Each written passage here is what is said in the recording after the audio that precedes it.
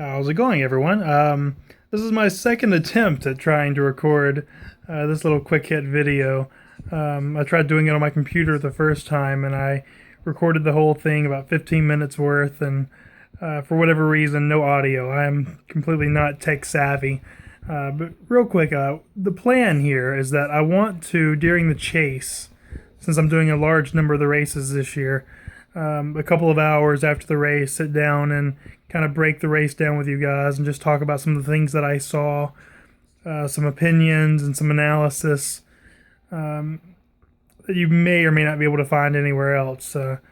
Unfortunately, I'm not the most tech savvy guy in the world, like I said, so that might be a challenge. But I'm looking forward to doing things a little bit different. You know, a lot like we're doing at Popular Speed. A lot of podcasts, a lot of video stuff moving forward, and this is a part of that project. So it's also 5:30 in the morning. That doesn't help. So whatever know-how I have with a computer is completely shot at this time of the day. Just completed the 4-hour drive from Richmond back to Kannapolis, North Carolina. Just got back from Richmond International Raceway, site of the Federated Auto Parts 400, which was absolutely dominated by Matt Kenseth. One of the throwback classic performances of his career, and a testament to just how strong Joe Gibbs Racing is right now. You know, that team, we've talked about it a lot in the second half of the season. They're on a roll, and they're doing some incredible things. And you know, I've said for the past 2 years that we need to come up with a name for the Championship 4 at Homestead Miami Speedway. And at this point, you know, I've got the perfect name. It's Joe Gibbs Racing, because the way all 4 of those teams are running right now, there's no reason why, if the right set of circumstances happen, that all 4 of those cars, Kenseth, Kyle Busch, Denny Hamlin, Carl Edwards, all can't be competing for a championship by the time we get to the final race of the year. So let's talk specifically about Richmond. Matt Kenseth qualified second, was just beat out for the pole by Joey Logano. But you walk in the garage on Saturday morning and you start asking different crew chiefs and drivers that you know well who's the favorite, and the consensus was pretty much Matt Kenseth from the start. People said, you know, that 20 team is going to be awfully hard to beat, so expect them in victory lane. And hey, people didn't lie. You know, the 20 team was the ones there all weekend. They were there all day. Matt led. If I can check my handy stat sheet here for a second, he led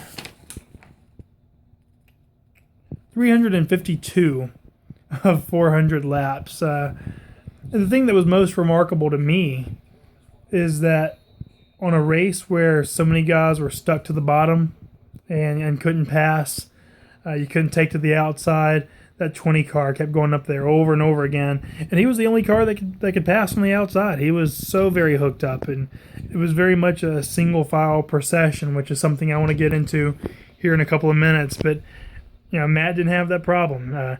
You saw several times on a restart that Joey would get by him in the first 2 or 3 laps. He was so hooked up on the start, but Matt would reel him right back in, and Joey stuck to the bottom. Didn't matter. Matt rolled to the outside, found grip that no one else could, and ran away every single time, which was interesting because the last caution came out with about 25 laps to go.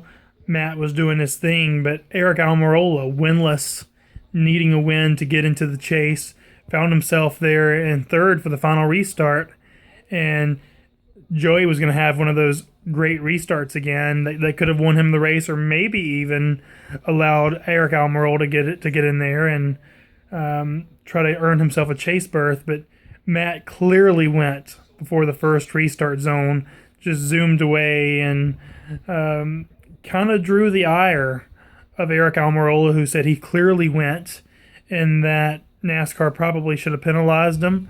Team Penske, who has been very vocal of NASCAR's inconsistencies from the tower to penalize restarts, they were a little upset as well. And that's something NASCAR needs to address. You know, during the drivers' meeting at Bristol, several drivers raised their hands and said, you know, we need to clear up your restart policy, because this one isn't working. There's too many inconsistencies, and so I don't think that's going to die away anytime soon. But Eric Almirola was not able to get the job done. He does not make the chase. And pretty much everyone we thought would make the chase going into this race were the ones that were in there. Again, pulling up the chase standings here. We've got Jimmy Johnson, Kyle Busch, Matt Kenseth, Joey Logano, Kevin Harvick, Dale Jr., Dale Jr. again, Kurt Busch, Carl Edwards, Brad Keselowski, Martin Truex Jr., Denny Hamlin, Jamie McMurray. Jeff Gordon's going to try to keep the Drive for Five alive. Ryan Newman, despite the penalty he gets in, Paul Menard, Clinton Boyer rounds out the first 16 here in the chase for the championship. Again, it was pretty much everyone we thought it would be a couple of weeks ago. The 16 you had coming in, or the 16 you had coming out.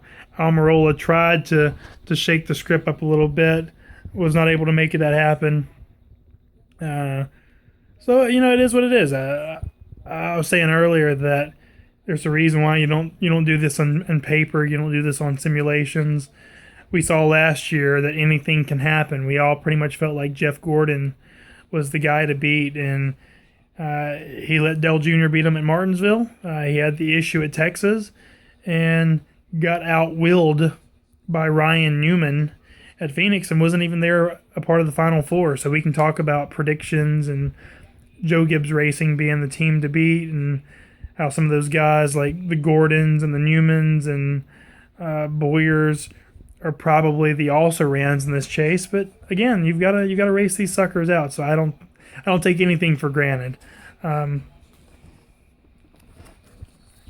a cheat sheet here. So, like I brought up earlier, the racing was not good, and everyone was stuck to the bottom. And it was something that I had predicted, actually, on AutoWeek.com on Saturday morning. I wrote a story how I had talked to several drivers, several engineers throughout the weekend, and they all pretty much said that this race was going to be pretty hard to watch, because Goodyear brought a new tire this weekend for both the Xfinity Series and the Cup Series, and it was a different right side combination.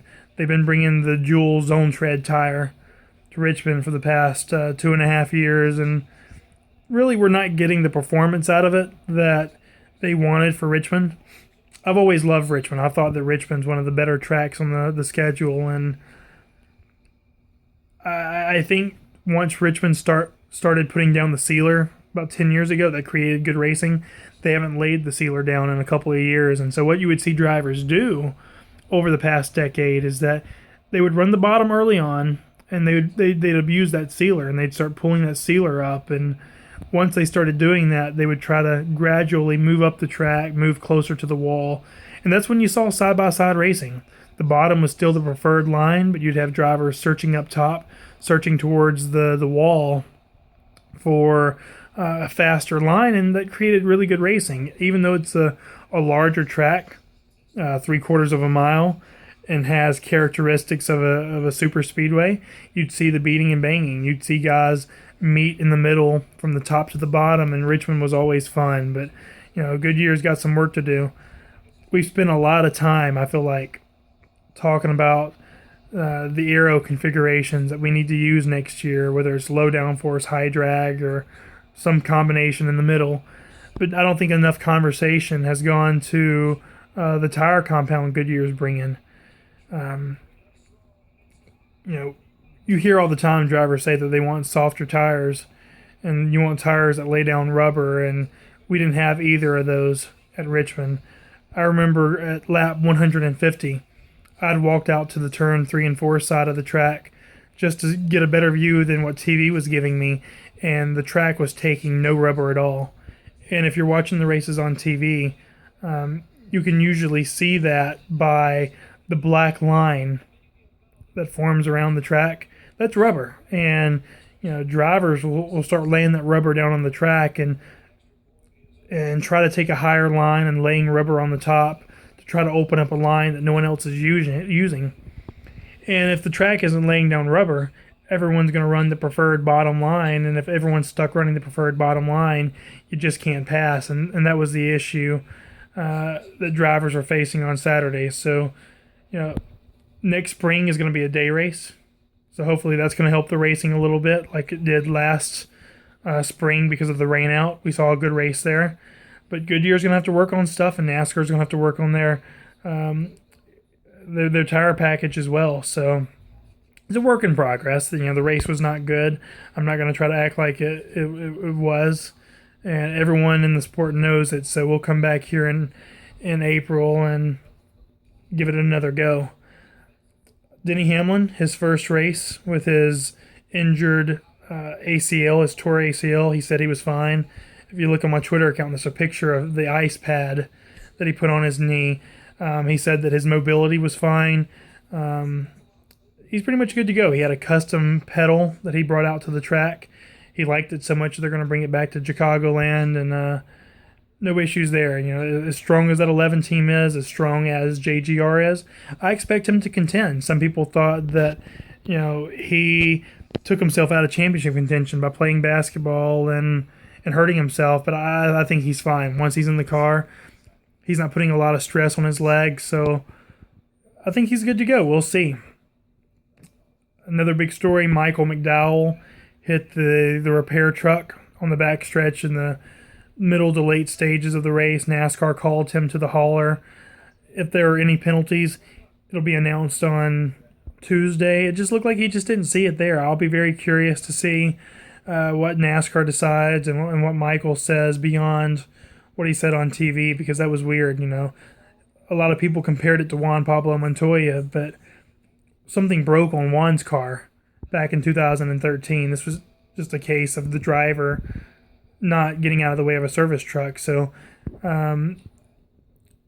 big respect to the guys that drive those trucks. You know, they're in danger. That's a hot track. It's a perilous situation, and those guys are brave souls as well. Championship favorites, you know, we brought that up a second ago. That's JGR. Kevin Harvick is certainly going to be a favorite as well. He's the only guy that's proven that he can win under this format, and he's having a better year this year. I think Team Penske's going to be really good too. So I'm just looking forward to the chase. You know, Chicagoland has always been a hit or miss race for me as well. Looking forward to getting out there. I'm a Chicago guy. I want to see the Cubs play on Monday, and looking forward to going to the Tweet Up and talking to you guys.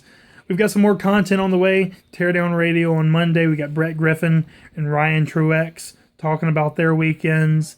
A lot of stuff on popularspeed.com, autoweek.com, about.com. I'll see you at the Tweet Up at Chicagoland, if not sooner. And thank you guys for the support, reading, watching these videos, listening to the podcast. And we'll talk to you again after a while.